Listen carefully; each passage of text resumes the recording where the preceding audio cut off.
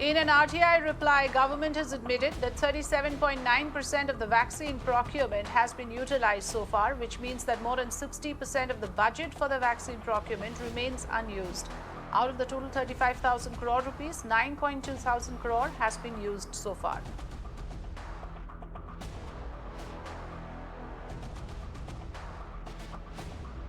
So the budget allotted for procurement of vaccines was 124 crore rupees. Out of that, 9.2 thousand crore has been used so far. So the RTI response that has been submitted by the government admits that 37.9% or practically 38% of the vaccine procurement budget has been used so far. The remaining 60%, above 60%, yet to be utilized.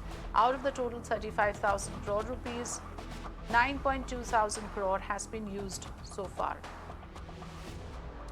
Okay, Ayushman is joining us with more inputs. 124 crore jabs or doses are to be paid for in terms of the budget that was allotted. Ayushman, now we have a clear figure of how much of it has been procured. In the overall picture, what does this mean, Ayushman? Are we on track to vaccinate the adult population by end of this year, as was the target set by the central government?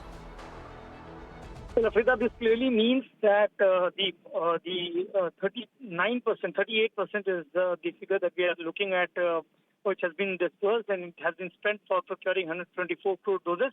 Additionally, 1,300 crore was also spent by PM Care Fund.